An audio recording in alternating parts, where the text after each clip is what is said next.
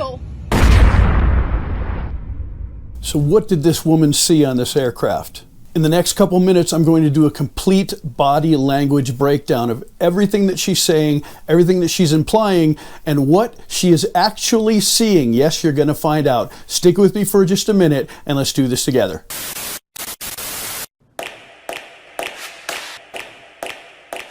In June of 2023, an American Airlines flight out of Dallas-Fort Worth heading towards Orlando had a very disturbing situation. Say whatever you want.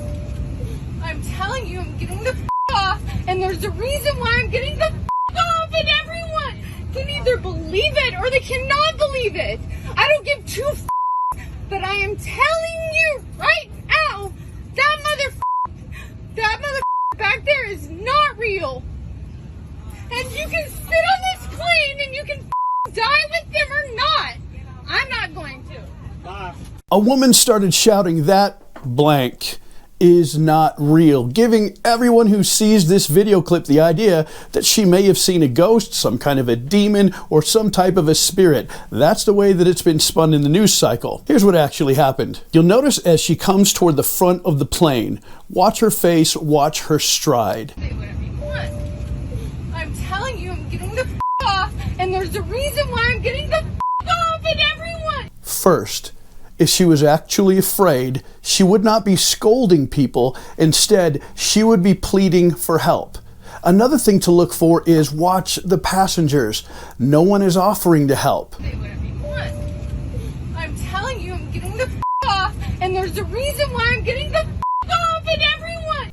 This goes against all herd mentality in psychology. What happens is if anyone is in trouble, especially a woman, if they ask for help or they appear to be frightened, most people will at least say, what's wrong, what's going on, and then spin their head to look at what the problem is. And more often than not, usually a man will step in and try to rectify the situation by standing up and taking some sort of an affirmative and protective stance. That doesn't happen.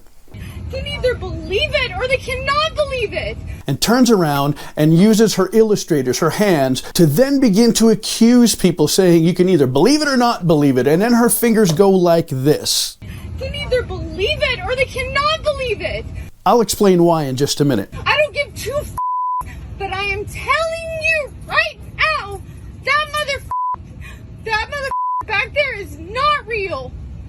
This is the part that everyone is making hay of in the news media, and this is the part that everyone is talking about. When she says that MF is not real, people are thinking she's speaking about something that she can see that no one else can see.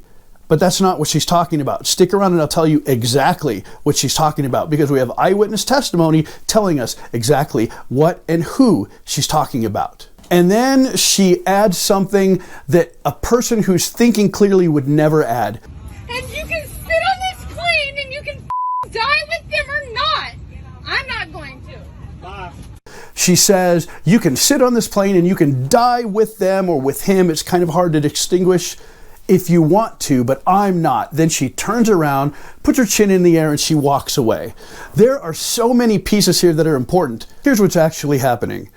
It's been attested to by multiple passengers that were eyewitnesses to the fact. Number one, this woman had apparently been drinking for quite some time. Therefore, when all of this happened, she was likely, if not intoxicated, at least well on her way. And what happened to make her be so upset? Here's what happened. She was seated next to a black male, and she accused him of stealing her ear pods. She was going to plug in her ear pods to listen to whatever she was going to listen to on her phone to occupy her time, but somehow she lost them. And she immediately, because she's not thinking clearly because she's been drinking, she immediately blames the gentleman sitting next to her who just happens to be African American. And now when no one believes her, she gets incensed. Then what happens, according to eyewitness testimony, a flight attendant comes back to try to rectify the situation. The flight attendant does not see the logic in thinking that this man stole her ear pods. Therefore, she got the attitude with the flight attendant of, "Are you for real?" if you've ever said those words before, you know how the rest of this will probably end. When you say, "Are you for real?" this generally means that you cannot believe that the person you're speaking to isn't taking what you're saying seriously. Therefore, the woman was irritated at the flight attendant for not believing her that this poor black gentleman had stolen her ear pods, and she became incensed, and she stood up.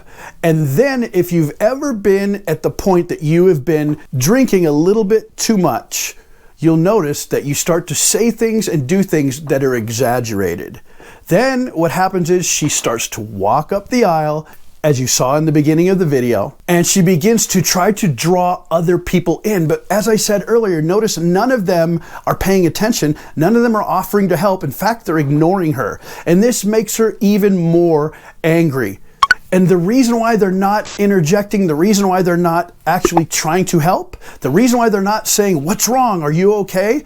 is because they have already heard for several minutes as this woman is yelling at and excoriating the passenger next to her for being a thief. They've already heard enough, so now they're tuning her out. So when she begins to stomp up the aisle, her adrenaline is pushing hard. Cortisol is being released into her bloodstream, which is a stress chemical. And when she doesn't get the desired response, she exaggerates even more. This is where the profanity starts to come out. I'm getting the off, and there's a reason why I'm getting the off, and everyone can either believe it or they cannot believe it. I don't give two because the exaggerative yelling didn't get a response because no one believed her. Therefore, she got up to stomp down the aisle. No response. No one believed her. Therefore, the profanity begins because that's the next escalation level. And when that doesn't work, she begins to point and she begins to lecture. And then when that doesn't work, she stops, whirls around, and now with an audience in front of her, she says the famous words, "That MF right there is not real." But I am telling you right now, that mother back there is not real. And when people thought she was talking about a ghost, it's because they didn't realize she was talking about the flight attendant, because she had just accused the flight attendant by saying, "Are you for real? I can't believe you don't believe me. You are not for real." So when she gets to the front of the plane, about to make her exit, she whirls around, she begins to do the "You're gross, I'm above you," lecturing, "You're disgusting, I'm more superior than you are." Then she begins the wiping away with her hand. Can either believe it or they cannot believe it. When she does this and when she does this, it has nothing to do with two fingers or one finger. What she's doing is she's wiping away everyone's attitude. She's not getting what she wants and she doesn't like what she's getting. Therefore, in psychology, this means that you are taking your hands and literally wiping away everyone else's input because it doesn't matter to you. And then when none of this gets what she's looking for with the attention that she wants and people to believe her about her stolen ear pods, that's when she goes completely nuclear and says, "You can all stay here and die if you want to, but I'm not. And you can sit on this plane and you can die with them or not. I'm not going to." Bye. There is nowhere else you can go besides that. She's already accused. She's already lost her temper. She's already shouted and elevated her voice. She's already cussed and laced her words with profanity. She's already made obscene gestures towards everyone and accused them. And when none of the above works, she pulls the pin on the grenade, metaphorically speaking, and she elevates to the top that any human being could elevate to and says, "You can stay on this plane and die with these people if you want to, but I'm not going to." And then she leaves, knowing full well, if you're accusing that somebody is going to die in a plane, that is going to force the authorities to stop the plane, disembark everybody, and do a full and thorough examination of everybody and everything. So what she has done is, by stomping her feet and by having a fit, she has caused everyone a 4-hour delay.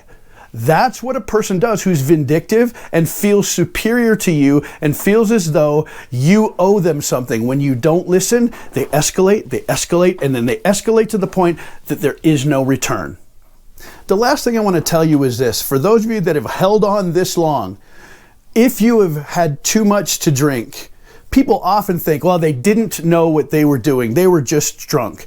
Here's the problem with that, and I'll do another video on this at another time, breaking this down completely, not only from a psychology perspective, but also from a chemistry perspective. It's not that people don't know what they're doing. She knew full well what she was doing. Here's what's happening. The alcohol disinhibits the trigger mechanism in her brain that says, ooh, there might be consequences if you go through with these words or if you go through with this behavior. And the problem is when you've been drinking, because that particular synapse, that particular trigger is disinhibited, meaning turned off, that person knows full well this is going to make a problem. But guess what? They don't care, because the alcohol will completely shut down the response in their brain that says you should care, because the alcohol will medicate that and shut it off. And it's only later that you realize, if you remember, oh, I shouldn't have done that. There are consequences to that action. Because again, the alcohol disinhibits that activity in the brain. And so yes, you know what you're doing, but you simply don't care what the consequences are.